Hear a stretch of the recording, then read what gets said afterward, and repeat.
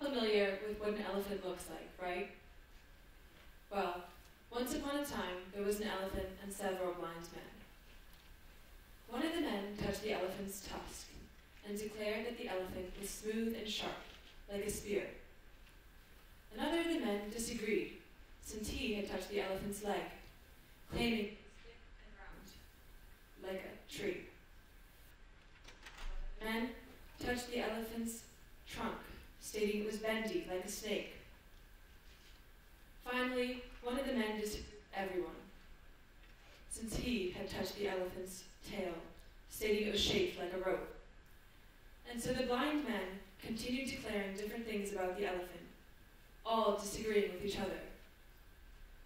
Technically, all the men are right. An elephant is thick and round like a tree or shaped like a rope in certain places. With the data exposed to each blind man, the gathered information is correct. At the same time, all these blind men are wrong. An elephant is not just the shape of a tree. An elephant is not all bendy like a snake. So to assume that the data exposed to each blind man represented the entire elephant makes each one wrong. This raises the question, if you and I disagree, can we both be right? As human beings, we tend to gravitate towards people who think similarly to us and agree with us.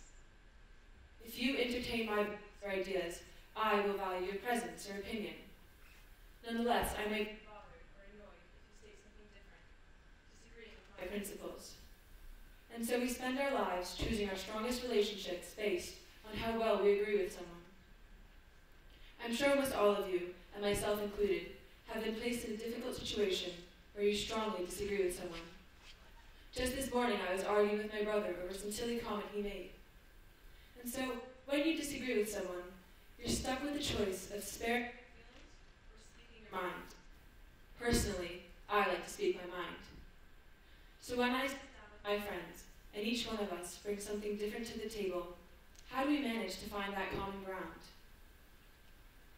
Acceptance. I accept that you will think differently than me. We may disagree, but I accept that. Of course, with my friends it may lead to a discussion, or even an argument, because so many of us want to fight to prove we are right, to prove that your claim is the one that everyone should follow or believe in. But is it worth it?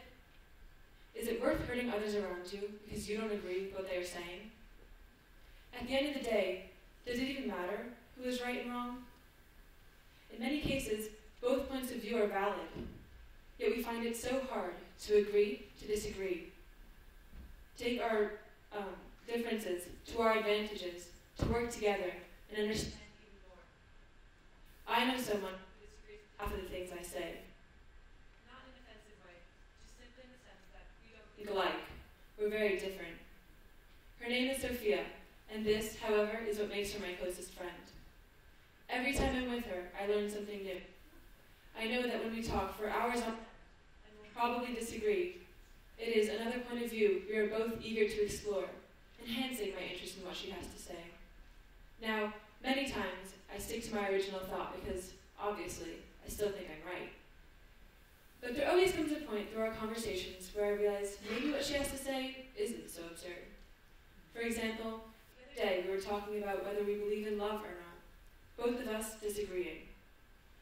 But instead of insisting that I think love is real, I listened to why she may think otherwise. Just by accepting that she thought differently, I opened a new gate, learning, in this case, how some may perceive the reality of love. Many times, we argue and we fight over who we think is wrong and is right. But it's not worth it. It's not worth spending our time instead of trying to work together to expand our knowledge. If the blind man had the same data, for instance, they all touched the elephant's leg, then they might completely agree. However, you and I both know an elephant is not just the shape of a tree.